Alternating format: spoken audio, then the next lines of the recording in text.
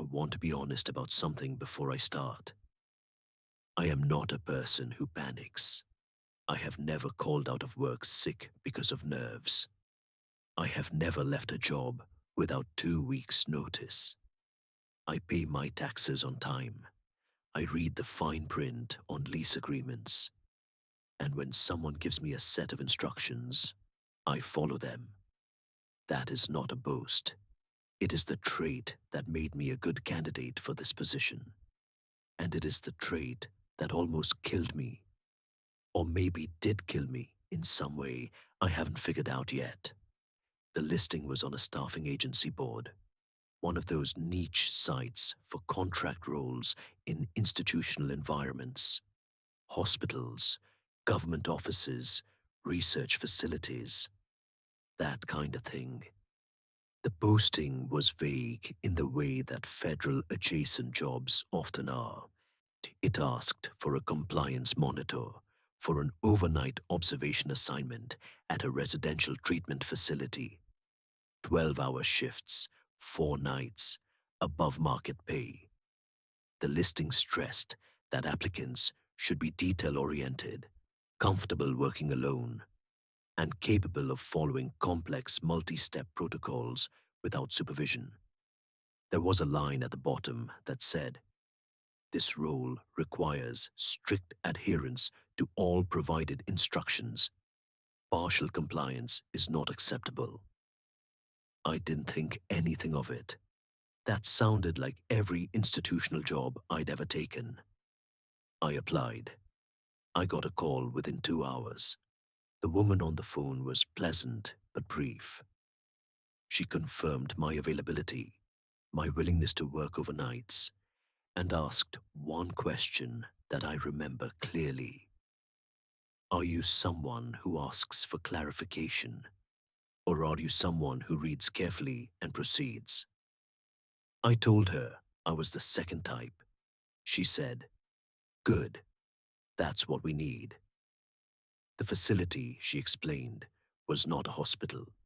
It was a residential monitoring site for participants in a long-term behavioral study.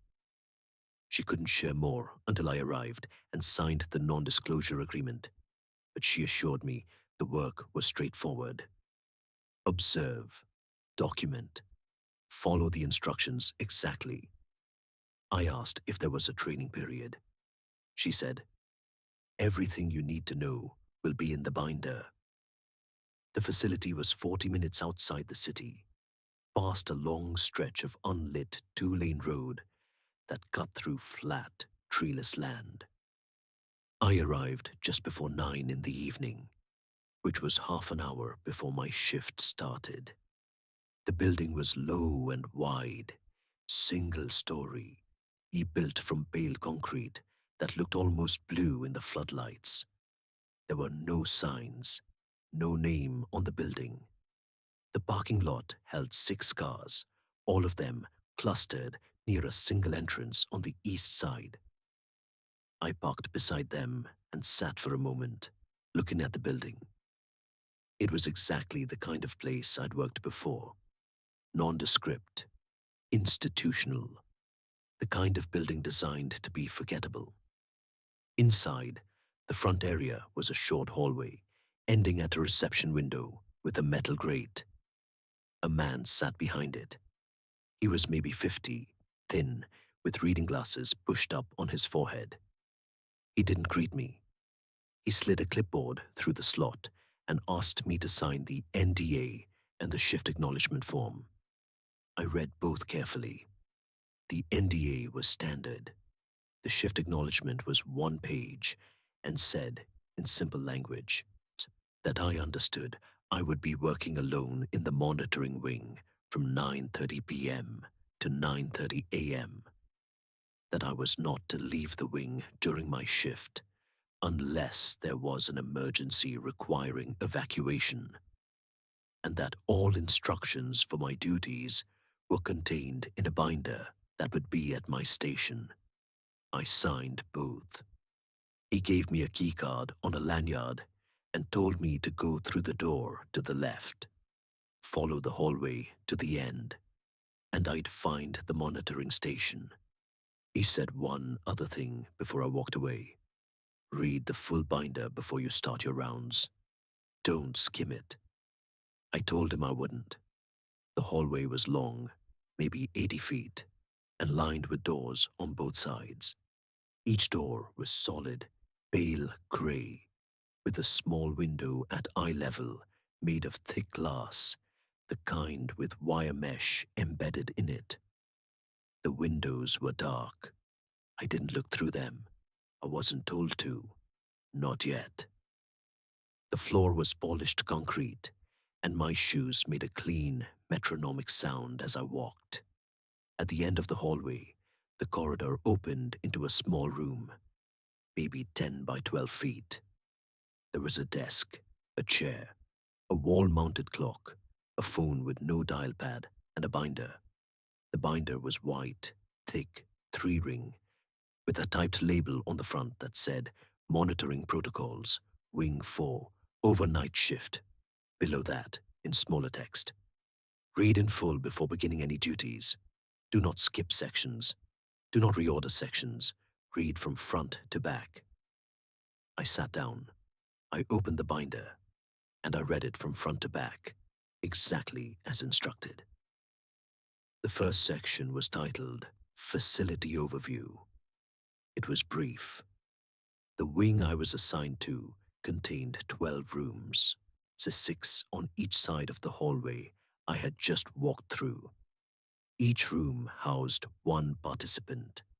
Participants were enrolled in a long-term study and were to be considered voluntary residents. My role was to monitor them through scheduled checks and document my observations on the provided log sheets, which were in the back of the binder. The overview emphasized that participants were not patients, not prisoners, and not dangerous. I was told I would have no direct interaction with them. I was told their doors would remain locked at all times. I was told that if a participant attempted to communicate with me during a check, I should note the time and content on the log sheet and continue my round without responding. The second section was titled Round Schedule. Rounds were to be conducted every 90 minutes, beginning at 10 p.m. That gave me 6 rounds per shift. Each round consisted of walking the hallway, looking through the observation window of each room for approximately 10 seconds, and recording the participant's status on the log sheet. Status options were limited. Sleeping, awake, still, awake, moving, or not visible. The section noted that not visible was acceptable for up to 2 consecutive rounds, but should be reported via the phone at the monitoring station if it occurred 3 rounds in a row. The third section was titled Behavioral Guidelines for the Monitor. This section was longer than the first 2 combined. It listed 18 specific instructions, numbered clearly, each one a short paragraph. I will go through them as I encountered them, because the order matters. Instruction 1 said to remain at the monitoring station between rounds. Do not walk the hallway outside of scheduled rounds. Instruction 2 said to keep the monitoring station lights on at all times. There was a switch by the door. If the lights turned off on their own, I was to turn them back on immediately and note the time on the log. Instruction 3 said that the phone on the desk was a direct line to the front desk. It could not make outgoing calls. It would only ring if the front desk needed to contact me. If it rang, I was to answer by the 3rd ring. Instruction 4 said that under no circumstances should I open any participant's door. My keycard did not have access to participant rooms, but the instruction was listed regardless. Instruction 5 said to conduct rounds at a consistent walking pace. I should not run, and I should not stop for longer than 10 seconds at any window. Instruction 6 said that if I heard sounds from a participant's room, I should not react visibly. I should not stop walking. I should note the sound and its source room on the log after completing the round. Instruction 7 said that if a participant was standing at their window during a check, I should not make eye contact. I should look at the room behind them and complete my 10-second observation normally. Instruction 8 said I should trust my first observation. If I looked through a window and saw something, I should log what I saw the first time and not look again to verify. Instruction 9 said that the hallway lights operated on an automatic timer and would dim to half brightness between midnight and 4 a.m. This was normal and was not a malfunction. I should continue rounds normally during the dim period. Instruction 10 said I should not bring personal electronics into the monitoring wing. I had left my phone in my car, as the intake man had mentioned this verbally, so I had already complied. Instruction 11 said that the clock on the wall was the only reliable time source in the wing. I should use it to track my round schedule and not attempt to estimate time on my own. Instruction 12 said that if I completed a round and found that more or fewer than 12 rooms were present, I should return to the monitoring station, sit down, wait 5 minutes, and then conduct the round again. I should not log the first attempt. I paused at that one. I read it again. It was written in the same calm, procedural tone as the rest. 12 rooms, 6 on each side. I had walked the hallway. I had counted, without thinking about it, the way you count anything when you walk past it. There were 12 doors. The instruction was odd, but I took it as a safety protocol for disorientation, maybe fatigue-related. Overnight shifts in quiet environments can distort perception. I had experienced that before. I moved on.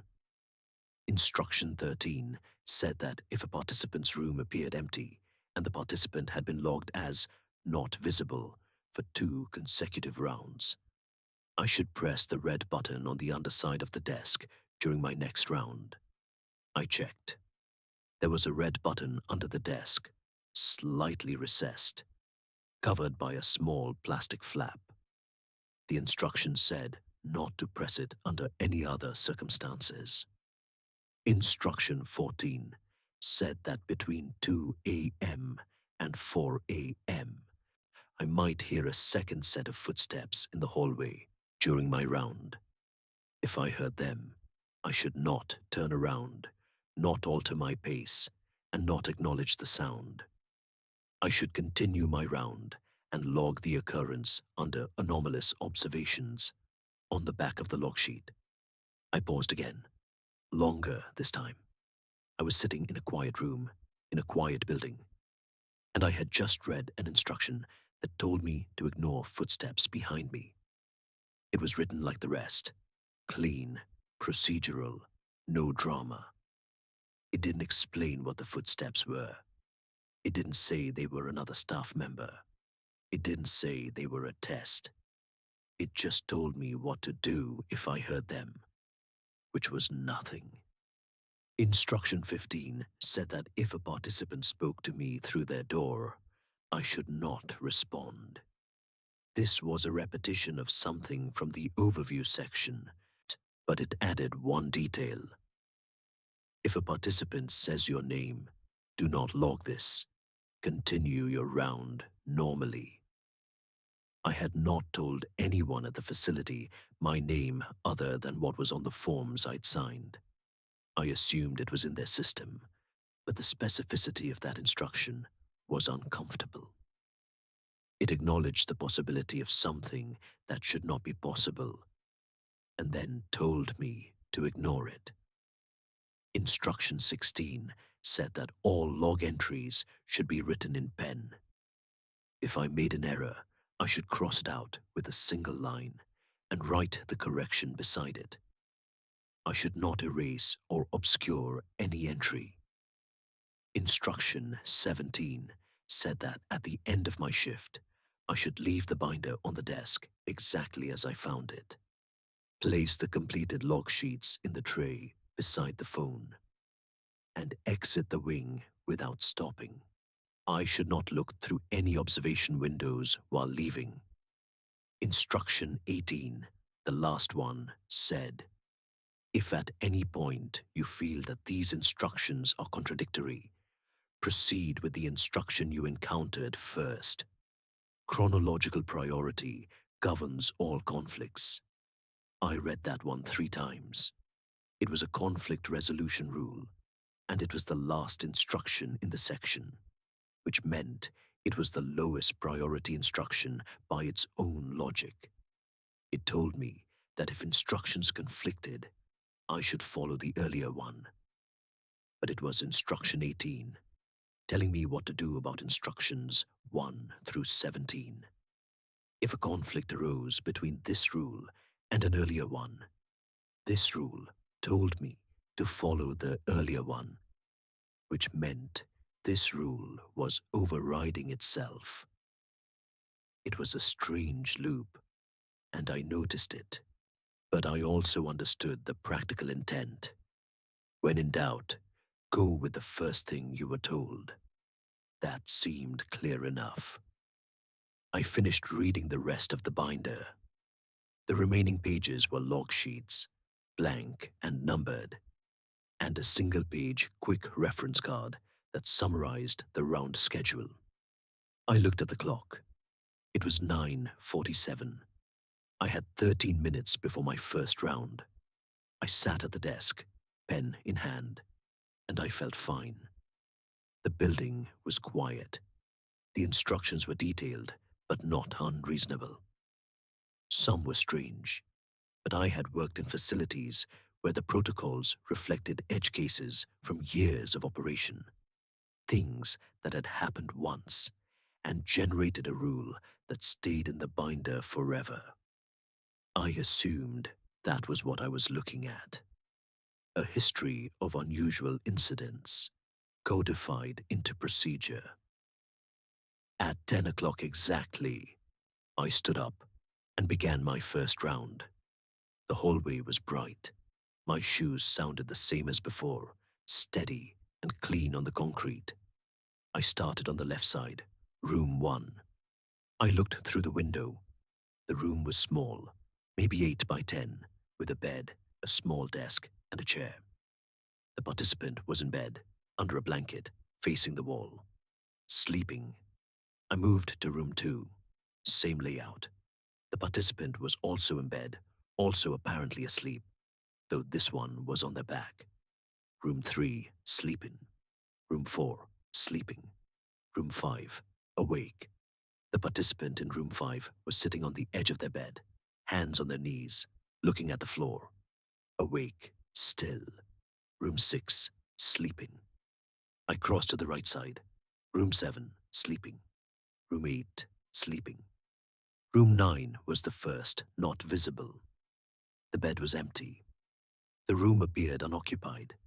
I noted it and moved on. Room 10, sleeping. Room 11, sleeping. Room 12, awake. The participant in room 12 was standing in the center of the room, facing the door, facing me. I remembered instruction 7. Do not make eye contact. I looked past them, at the wall behind them. The room was the same as the others. Bed, desk, chair. 10 seconds. I moved on. I returned to the station. I filled out the log sheet for round 1. 11 sleeping or still. 1 not visible. 1 awake and standing. I noted the time. 10:08. The round had taken 8 minutes. I sat back and waited. The next 82 minutes passed without incident. The building was quiet. The clock ticked. I did not hear any sounds from the hallway. I sat and I waited, and I thought about nothing in particular, which is a skill you develop in overnight monitoring work. You learn to let your mind idle without drifting into sleep. You stay awake by staying empty. At 11:30, I began round 2. Rooms 1 through 6 were the same, all sleeping except room 5, where the participant was now lying down, but appeared to be awake, eyes open, staring at the ceiling. I logged it as awake still. Rooms 7 and 8 sleeping. Room 9 still not visible. 2 consecutive rounds now. One more, and I would need to press the button. Room 10 sleeping.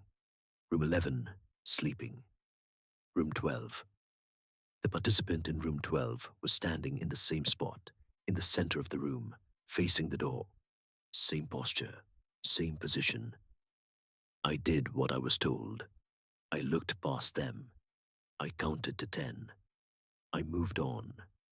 But as I turned away from the window, I heard something.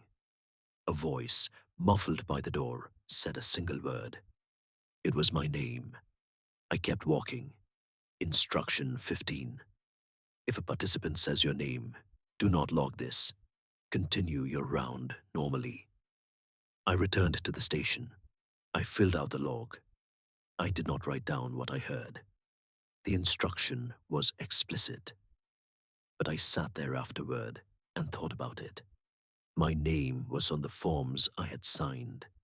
It was in whatever system the facility used. Perhaps participants had access to information I didn't know about. Perhaps there was a screen in their rooms, or an intercom, or some part of the study that involved identifying their monitor.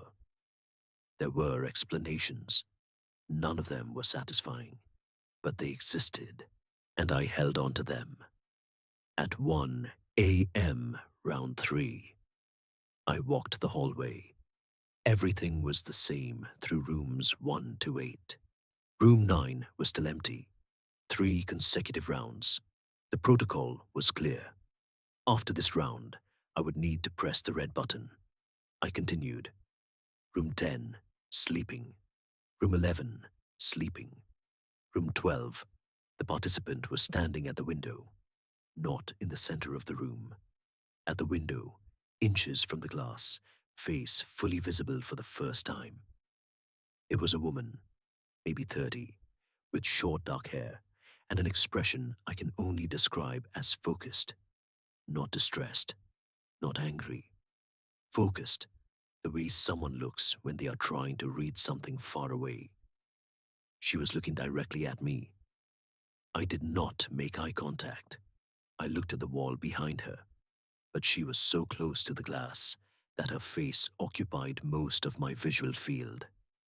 I counted to 10. I turned. I walked back to the station. I sat down and pressed the red button under the desk. Nothing happened immediately. No sound, no signal, no light. The instructions said to press it if a participant was not visible for 3 consecutive rounds. It didn't say what would happen next. I filled out the log. I noted room 9 as not visible for the 3rd time and wrote that I had pressed the button as instructed. 12 minutes later, the phone rang. I picked it up before the 2nd ring. The voice on the other end was not the intake man. It was a woman, calm, professional. She said, "Thank you for flagging room 9. We're aware. Please continue to log room 9's status normally, but disregard the 3-round reporting threshold for that room going forward. The button protocol is now complete for room 9. I said, "Understood." She said, "How are the other participants?" I told her 11 were sleeping or still. 1 in room 12 was awake and had been standing at the window. There was a pause. Then she said, "Room 12 is awake and standing at the window." I said yes. Another pause. She said, "During which rounds?" I said all 3. She said, "Okay, thank you. Continue your rounds normally." If room 12's behavior changes, note it on the log. She hung up. Something about the pauses bothered me. The call was professional, but the hesitation before her follow-up questions about room 12 felt like recalibration, like she was adjusting to information she didn't expect. Room 9 being empty didn't surprise her. Room 12 being active did. I filed that away and moved on. The hallway lights dimmed at midnight, right on schedule. Instruction 9. The light didn't vanish. It dropped to a warm, low level, near enough to see the doors and windows clearly, but not enough to eliminate the shadows between them. The transition was smooth. I wouldn't have noticed the exact moment it changed if I hadn't been watching the clock. At 2:30, I began round 4. This was the window that Instruction 14 had warned about. Between 2 and 4 a.m., I might hear footsteps behind me. I stood at the entrance to the hallway, and I will admit that I hesitated. Not for long, maybe 3 seconds. Then I walked. Room 1, sleeping. Room 2, sleeping. Room 3, sleeping. I was listening, and I knew I shouldn't have been, because the act of listening for something behind you is already a form of turning around. A redirection of attention that the instruction seemed designed to prevent. Room 4, sleeping. Room 5, the participant was sitting up in bed, awake. Room 6, sleeping. I crossed to the right side. Room 7, sleeping. Room 8, sleeping. Between rooms 8 and 9, I heard it. A footstep. One single footstep. Behind me and to the left, the sound of a shoe on polished concrete, identical in tone and weight to my own steps. I kept walking. Room 9, not visible. Room 10, sleeping. Room 11, sleeping. Another step. This one was closer. I was approaching room 12, and behind me, maybe 15 feet back, someone had taken a step that landed in the silence between mine. Not synchronized. Placed. Deliberately set into the gap where my own footfall had just ended. I did not turn around. Instruction 14 was unambiguous. Do not turn around. Do not alter your pace. Do not acknowledge the sound. I reached room 12. The woman was at the window again, still close to the glass, same focused expression. But this time, as I stopped for my 10-second observation, her eyes moved. They shifted from my face to a point behind me and slightly to the left. Then they widened, not dramatically, not like a horror movie, just a fraction, the way someone's eyes widen when they recognize something they didn't expect to see. She looked back at me, and for the first time, her expression changed. She looked like she wanted to tell me something. I turned and walked back to the station. I did not look behind me. I did not hear another footstep after I left room 12's door. I sat down. I picked up my pen. My hand was not shaking, but there was a tension in my forearm, a tightness, the physical residue of effort it took to not turn around. I logged the round. I logged the footsteps under anomalous observations as instructed. I noted that the participant in room 12 appeared to visually track something behind me. I was not sure if I should have written that last part. No instruction told me not to. At 4 a.m., round 5, the hallway was still dim. The footstep window was technically closing, but the instructions said between 2 and 4 a.m., and I didn't know whether that meant I was safe at 4 exactly or only after 4:01. It didn't matter. I walked. I conducted my round. All participants were sleeping or still. Room 9 was empty. Room 12 was different. The woman was not at the window. She was sitting on her bed, her back against the wall, her knees drawn up. She was looking at the door, but not at the window. At the lower half of the door, at the gap between the door and the floor. I logged her as awake, still, and continued. No footsteps this time. The hallway was silent. I returned to the station and noticed something that I had not noticed before, or that had not been there before. On the desk, to the right of the binder, there was a single sheet of paper. It was typed.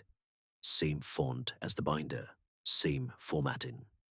At the top, it said, Addendum, effective this shift. Below that were 3 new instructions, numbered 19 through 21. Instruction 19 said, beginning with round 6, observation time at each window is extended to 20 seconds. Log entries should reflect this change. Instruction 20 said, if a participant is observed in a position or posture not previously seen during this shift, the monitor should remain at that window until the participant changes position. There is no maximum observation time for this instruction. Instruction 21 said, do not return to the monitoring station between rounds D10 and 6. Remain in the hallway. I put the paper down. I looked at the binder. I looked at instruction 1. Remain at the monitoring station between rounds. I looked at instruction 21. Do not return to the monitoring station between rounds 5 and 6. These were in direct conflict. Instruction 18 was the resolution rule. Follow the instruction you encountered first. Instruction 1 came first. Instruction 1 should take priority. But Instruction 21 was on an addendum labeled effective this shift. It was new. It was placed on my desk while I was on a round, which meant someone had entered the monitoring station during my absence. Someone with access to the wing. Someone who had not been introduced to me, who had not announced their presence, who had walked the same hallway I was walking and left a document without a sound. I stayed at the station. I followed instruction 1. I did not go back into the hallway. Not yet. Not until my scheduled round at 5:30. But I sat there for the next 90 minutes. And I thought. The addendum created 3 conflicts, not just the one I had identified. Instruction 20 said to remain at a window until a participant changed position, with no maximum time. Instruction 5 said not to stop at any window for longer than 10 seconds. Instruction 19 extended the window to 20 seconds, which overrode Instruction 5's original 10, but not Instruction 20's unlimited duration. If I followed Instruction 20 during a round, I could be standing at a single window for an hour. That would delay the completion of my round, which would conflict with the round schedule in Section 2, and Instruction 21, requiring me to stay in the hallway, conflicted with Instruction 2, which said to keep the monitoring station lights on at all times. If I wasn't at the station, I couldn't verify the lights were on. If the lights went off while I was in the hallway, I wouldn't know until I returned, and Instruction 2 said to turn them back on immediately. Immediately implied presence. Presence implied being at the station. Being at the station contradicted Instruction 21. I picked up the addendum and turned it over. On the back was blank. There was no signature, no timestamp other than effective this shift. No indication of who had authorized it. The binder itself had no author listed either, but it had been there when I arrived. It was part of the original setup. The addendum was different. It arrived during my shift. It appeared on my desk without explanation. I opened the binder to instruction 18 again. If at any point you feel that these instructions are contradictory, proceed with the instruction you encountered first. Chronological priority governs all conflicts. First encountered, not first written, not first numbered. First encountered. I encountered instructions 1 through 18 before the shift started. I encountered 19 through 21 during round 5. So in any conflict between the two sets, the original instructions won. That was the rule. Except instruction 18 was the rule that established chronological priority. It was itself instruction 18, the last of the original set. If I received a new instruction, say instruction 19, and it conflicted with instruction 18's resolution framework, which one took priority? 18 said to follow the first encountered instruction, so 18 would override 19. But what if 19 explicitly said, this instruction supersedes instruction 18? It didn't. But what if a future addendum did? I was overthinking it. I recognized that. I was alone in a quiet room at 4:15 in the morning, and I was constructing logical paradoxes out of workplace protocols. I put the addendum down, aligned it neatly with the edge of the binder, and decided that for round 6, I would follow the original instructions as written and note any deviations from the addendum on the log. At 5:30, I began round 6. The hallway lights had returned to full brightness at 4. The corridor was well lit and silent. I started my round. Room 1, sleeping. Room 2, sleeping. Room 3. The participant in room 3 was standing in the center of the room. I had not seen this participant upright during any previous round. Instruction 20 said to remain at the window until the participant changed position. Instruction 5, the original, said no more than 10 seconds. Instruction 19 said 20 seconds. I chose Instruction 5, original instruction, chronological priority. I counted 10 seconds and moved on. Room 4, sleeping. Room 5, awake, sitting up. Room 6, asleeping. Room 7, sleeping. Room 8. The participant in room 8 was not in bed. They were sitting in the chair at the small desk, facing away from the door. On the desk in front of them, there appeared to be a piece of paper. They appeared to be writing. I watched for 10 seconds and moved on, but something about it lingered. The participants were voluntary residents in a study. Writing was a normal activity. There was nothing unusual about it. But it was 5:30 in the morning, and every other time I had checked room 8, the participant had been asleep. People wake up. People write things down. It was nothing. Room 9.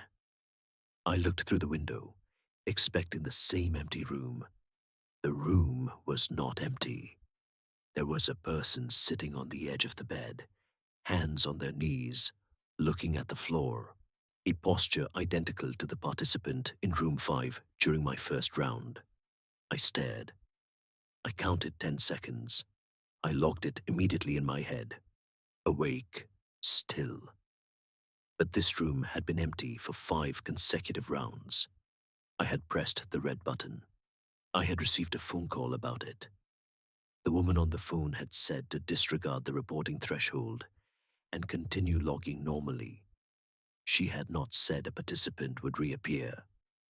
She had not explained why the room was empty. I moved on. Room 10, sleeping. Room 11, sleeping. Room 12. The woman in room 12 was standing at the window again, close to the glass. Same focused expression. but she had something in her hand, a piece of paper, and she was holding it up against the glass, facing outward, as if she wanted me to read it. I looked at the paper, where instruction 7 said, "Do not make eye contact." It said nothing about reading something a participant held up. On the paper, in handwriting, large and clear, were 5 words. Count the rooms going back. I looked at it for 10 seconds. I did not make eye contact. I turned and walked back toward the station. Count the rooms going back. There were 12 rooms, 6 on each side. I had checked 12 rooms. I knew that. But the instruction, or the message, or whatever it was, had been written by a participant who had been watching me, who had spoken my name, who had tracked something behind me with her eyes. She was communicating. I was not supposed to respond. I was not supposed to interact. But she was not asking me to interact. She was asking me to count. I reached the monitoring station. I sat down. I filled out the log. 12 rooms, the hall accounted for, including room 9, which now had a participant again. I noted this. I noted the paper in room 12. I noted everything I had seen in pen. Then I sat there and I counted 12 rooms. I had checked 12, but something was wrong with the count. Not the number, the sequence. I had gone room 1 through 6 on the left, then 7 through 12 on the right. That was the pattern I had followed for every round. Left side first, then right side.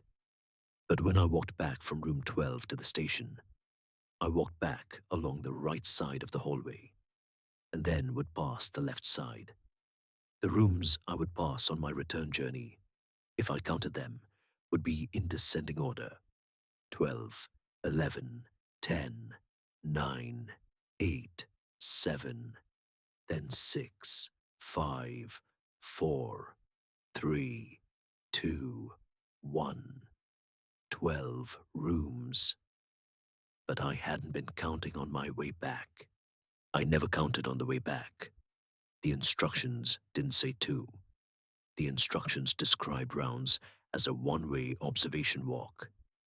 You go down the hall, you check the rooms, you come back. The coming back part had no protocol attached to it at all. No protocol. No instructions about the return walk. The binder covered what to do during the round. It covered what to do at the station. It did not cover the transition between them. That gap, those 40 feet of hallway walked in reverse after each round, existed outside the instructions entirely. I thought about instruction 12. If I completed a round and found that more or fewer than 12 rooms were present, I should return to the station, wait 5 minutes, and conduct the round again. That instruction assumed the discrepancy would be noticed during the round. But what if it only happened during the return walk, in that unmonitored, unprotocoled space between the last observation and the station? I didn't go back to count. There was no instruction telling me to, and I was following the instructions. That was my job. That was what I was good at. The phone rang at 6:12 a.m. I picked it up on the first ring. The same woman as before. She said, "We noticed you received the addendum." I said, "Yes." She said, "Are you following the updated instructions?" I said, "I am following the original instructions per instruction 18, which establishes chronological priority for conflicts." There was a long pause, longer than the pauses during our first call. Then she said, "Instruction 18 is a guideline for the original protocol set. Addenda issued during a shift are considered amendments and not additions. They carry priority over the original instructions they address." I said, That is not what Instruction 18 says. She said, Instruction 18 was written before the addendum was issued. The addendum reflects updated conditions. The facility recommends you follow the most current instructions. I said, Instruction 18 says to follow the instruction I encountered first. The original instructions came first. Another pause. Then she said, I understand your interpretation. I need to tell you that the addendum was issued because conditions in the wing have changed. The original instructions were written for standard conditions. The addendum was issued because conditions are no longer standard. Following outdated instructions under non-standard conditions may produce outcomes the original instructions were not designed to prevent. She let that sit. I let it sit too. Then she said, Your next round is at 7. We recommend you follow the addendum. She hung up. I sat there. The clock ticked. The lights were on. The building was quiet. I had 38 minutes until round 7, and I had a decision to make. The original instructions said one thing. The addendum said another. The phone call said to follow the addendum, but the phone call was not an instruction. It was a recommendation. The binder was instructions. The addendum claimed to be instructions, but the addendum appeared on my desk without explanation, delivered by someone I never saw. And it conflicted with the protocols I had been told to follow. The woman on the phone had tried to reframe Instruction 18 as a guideline, but that was not how it was written. It was written as an instruction, numbered, formatted identically to the others, in the same section, in the same binder. I want to be clear about my state of mind. I was not frightened. I was frustrated. I had taken this job because it was straightforward. Observe, document, follow the instructions. And now the instructions were arguing with each other, and I was being asked to adjudicate between them without any framework I could trust, because the only framework I had, Instruction 18, was being challenged by the same authority that had written it. At 7 a.m., I began round 7. I chose a compromise. I would follow the original instructions, but incorporate the addendum where it did not create a conflict. Instruction 19 said to extend observation time to 20 seconds. That conflicted with Instruction 5's 10 seconds, so I kept 10. Instruction 20 said to stay at a window if a participant showed a new posture. That conflicted with Instruction 5 as well, so I kept moving. Instruction 21 said to stay in the hallway. That conflicted with Instruction 1, so I would return to the station. Room 1, sleeping. Room 2, sleeping. Room 3. The participant was still standing in the center of the room, same position as round 6. Room 4, sleeping. Room 5, awake, sitting up.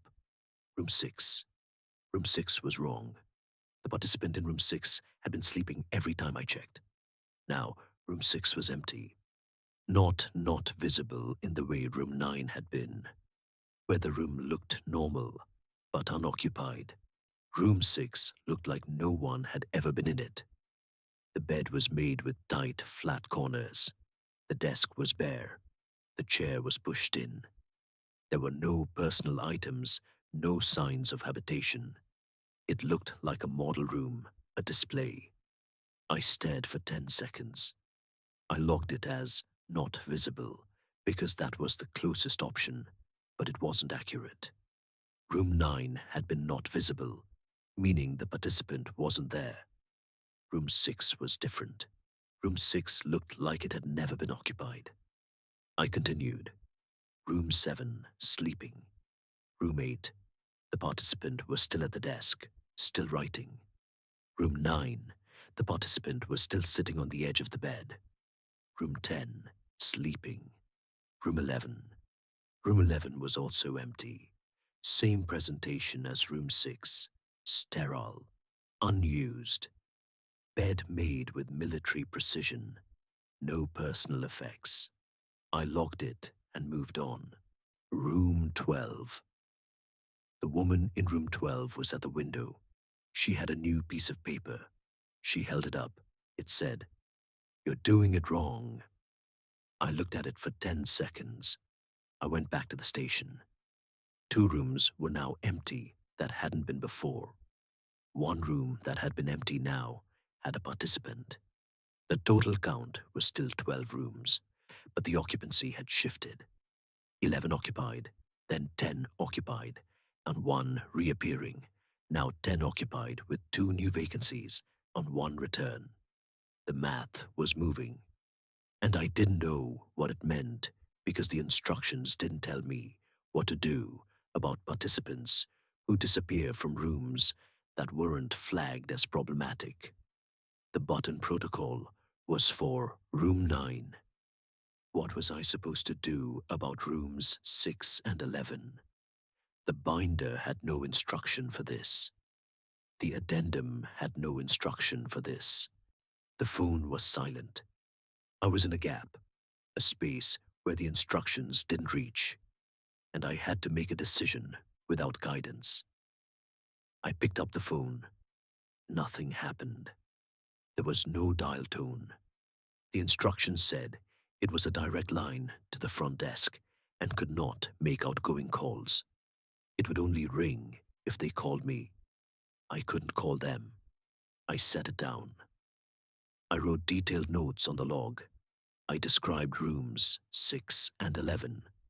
I described the change from occupied to sterile. I documented everything I could. That was all I could do within the instructions.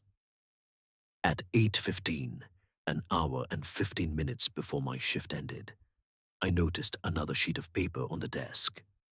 I had not left the station since round 7. I had not fallen asleep. I had not looked away from the hallway entrance for more than a few seconds at a time. But there it was, to the right of the first addendum, aligned with the edge of the binder in the same precise way. It said, Addendum 2, effective immediately. There were 2 new instructions. Instruction 22 said, disregard Instruction 18. In the event of a conflict between any instructions, follow the most recently issued instruction. Instruction 23 said, your final round must be conducted before 8:30 a.m. Do not wait until the scheduled time. Begin immediately upon reading this addendum. I looked at the clock. 8:16. My final round was scheduled for 8:30. Instruction 23 was moving it up by 14 minutes. That conflicted with the round schedule in Section 2 of the binder. But Instruction 22 had just told me to disregard Instruction 18, the chronological priority rule. With 18 gone, there was no conflict resolution framework at all. The newest instruction simply won by default. Except I hadn't agreed to that. Instruction 22 was telling me to abandon the only tool I had for navigating contradictions, and it was doing so without explanation. If I followed Instruction 22, then every future addendum would automatically override everything before it. The original binder would become meaningless. My entire protocol would be whatever the last piece of paper said, and the pieces of paper were appearing on my desk without anyone entering the room. I need to say that again, because I want to be precise. I was sitting at the desk. The desk is in a room with one entrance, the hallway door, which was directly in front of me. The hallway is 80 feet long and well lit, and I had a clear line of sight to it. No one walked through that door between the end of round 7 And the moment I noticed the second addendum, I am certain of this. I was watching, not because I was afraid, but because after 5 rounds of walking that hallway, my eyes naturally rested on it during the intervals. It was the only thing to look at. The paper appeared on the desk. That is what happened. I don't know how, but it happened, and I was not going to pretend it hadn't. And I was not going to follow an instruction that appeared by impossible means, telling me to disregard the only rule that protected me from exactly this kind of manipulation. I did not begin my round early. I sat at the desk and waited for 8:30. At 8:30, I began round 8, my final round. The hallway felt different. I don't mean that the lighting had changed or the temperature had shifted. I mean, the hallway felt different in a way I can't quantify. It was the same hallway, the same doors, the same windows, the same polished concrete. But there was a quality to the air, a density that I hadn't noticed before. It felt like the hallway was paying attention. I know how that sounds. I am telling you what I perceived. Room 1. I looked through the window. The participant was not sleeping. They were standing in the center of the room, facing the door. Same posture I had seen in room 3 earlier. Same posture the participant in room 9 had been in when they reappeared. Hands at their sides, looking directly at the door. Room 2. Same. Standing. Center of the room. Facing the door. Room 3. Same. Standing. Center of the room. Facing the door. Room 4. Same. Room 5. Same. Room 6. The room that had been sterile and empty an hour ago now had a participant again. Standing. Center of the room. Facing the door. I crossed to the right side. Room 7. Standing. Room 8. Standing. No longer at the desk. No longer writing. Center of the room. Facing the door. Room 9. Standing. Room 10. Standing. Room 11. Previously empty. Now occupied. Standing. Center of the room. Facing the door. Room 12. The woman was not standing in the center of the room. She was at the window. She had a piece of paper. She held it up. It said, "There are 13. I looked at the paper. I looked at her. I made eye contact, which I was not supposed to do. She did not look away. She looked past me, the same way she had during round 4, at a point behind me and to the left. And then she looked back at me, and she mouthed a word. I couldn't hear it through the glass, but I could read it. She mouthed, 'Turn around.' Instruction 14 said, 'Do not turn around.' But instruction 14 only applied between 2 and 4 a.m. It was 8:35. The instruction did not apply. There was no instruction that governed what I should do at this moment. None. The binder didn't cover it. The addenda didn't cover it. I was in the gap again, the space between the instructions, the space where I had to decide. I turned around. The hallway behind me had 13 doors on the left side. Not 6, 13. They were evenly spaced, identical to the originals, continuing well past the point where the hallway should have ended. The right side still had 6. The hallway was asymmetrical, extended, and the additional doors had the same windows, the same frames, the same wire mesh glass. Through each of the extra windows, as far as I could see, there were figures, standing, facing the doors, waiting. The monitoring station was not visible at the end of the hallway. Where the hallway should have opened into my small room, there was another door, same as the rest. Same window, and through that window, dimly, I could see a desk, a chair, a binder, and a person sitting at the desk, facing away from me. I took one step toward it. The figure at the desk moved. It shifted the way someone shifts when they hear a sound behind them but choose not to turn around. I stopped. This is the part where I tell you what I think happened, and I want to be careful about it because I am not sure. I have gone over it many times.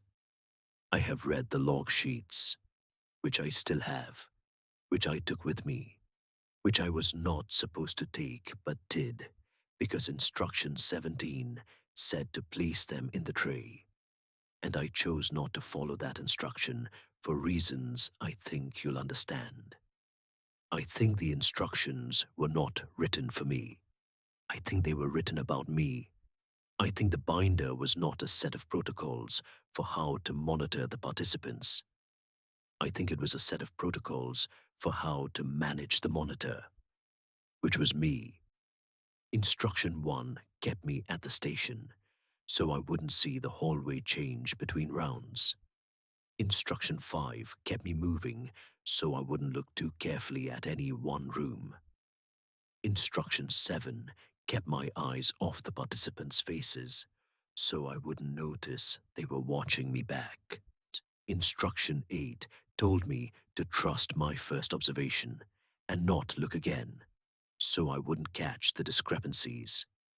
Instruction 14 told me not to turn around so I wouldn't see what was behind me. Instruction 17 told me not to look through the windows while leaving so I would exit without seeing the hallway's final configuration. Every instruction was a boundary, not around the participants, around me. They were containment protocols, and I was the thing being contained, not physically, perceptually. The instructions told me where to look and where not to look, what to count and what to ignore, when to move and when to stop. They built a narrow corridor of attention that I was supposed to walk through for 12 hours without ever looking at the walls on either side. And as long as I followed them, I would complete my shift, fill out my logs, and leave believing I had spent a night watching people sleep in a quiet building. The contradictions in the addenda were not errors. They were tests. Each contradiction forced me to make a choice. Follow the old instruction or the new one. Stay at the station or stay in the hallway. Watch for 10 seconds or watch indefinitely. Each choice I made told them something about me, how I resolved ambiguity, whether I defaulted to authority or to my own judgment, whether I could be redirected. And instruction 22, the one that told me to disregard instruction 18, was the final test. If I had followed it, I would have surrendered my only decision-making framework and become completely responsive to whatever appeared on the desk next. I would have been fully managed, but I didn't follow it, and I turned around, and I saw the hallway as it actually was, and I saw the room at the end with someone sitting at my desk, and I understood that the person at the desk was doing what I had been doing. They were following instructions. They were monitoring me. The woman in room 12 told me to count the rooms going back. She told me I was doing it wrong. She told me there were 13. She broke the protocol to communicate with me because she had been in that room long enough to understand what the instructions actually were. And she was trying to tell me before I became permanent, before I became what room 9 was, before I became the next participant in a study I never agreed to, in a room I walked into voluntarily, following instructions I was told not to question. I left the building at 8:51 a.m.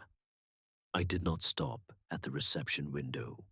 I did not turn in my logs. I walked the hallway back to the entrance, and I will tell you this. On the way out, I counted the doors. There were 12, 6 on each side.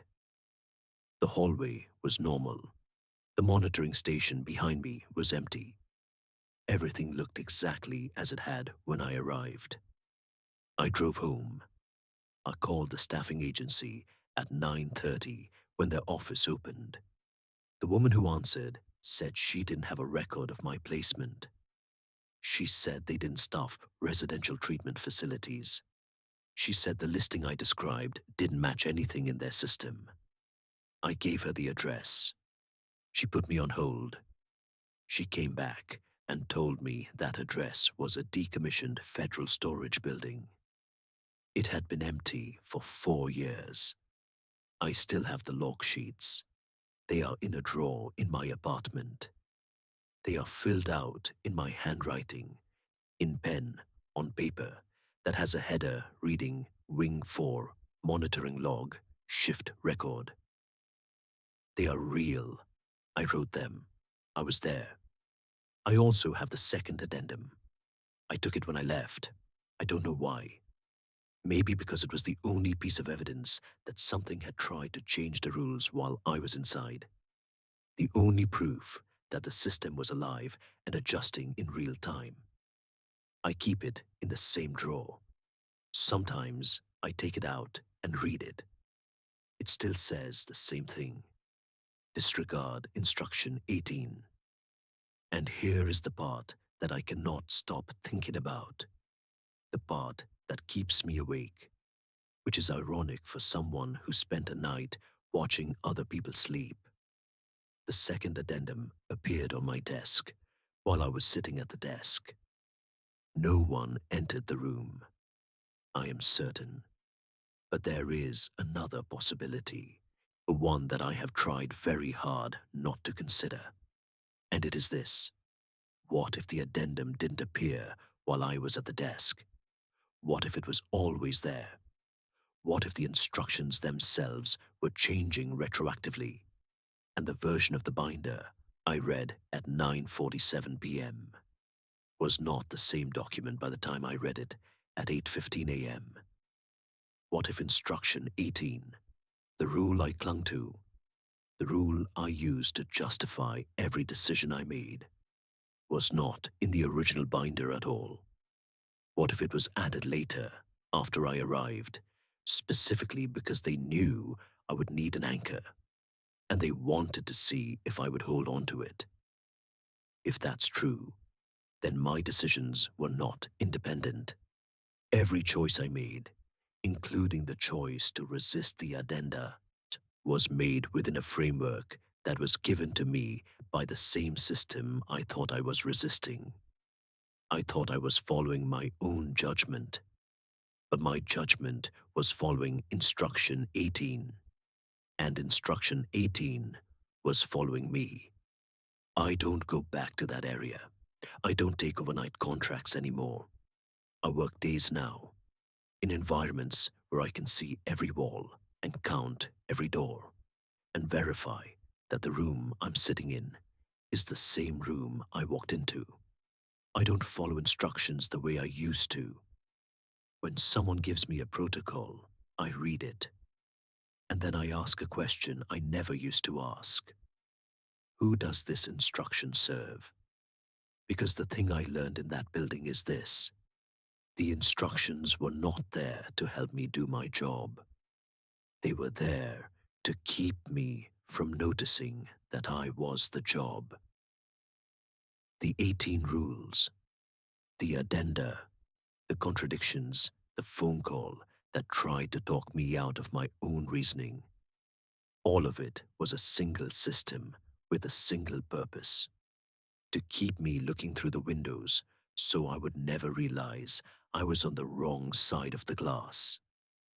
And the worst part, the part that makes me check the drawer every few days to confirm the log sheets are still there, is that I don't know if I got out because I made the right choices, or because making the choice to leave was the final data point they needed. I don't know if I escaped the study or completed it. I understand more now. I understand how the system worked. I understand what the instructions were for. But I am not safe, because I still have the log sheets, and last Tuesday there was a new one, blank, numbered one higher than my last entry. Same header, same format, same paper. Or I did not put it there. And at the top, in small typed text, it says, "Read in full before beginning any duties."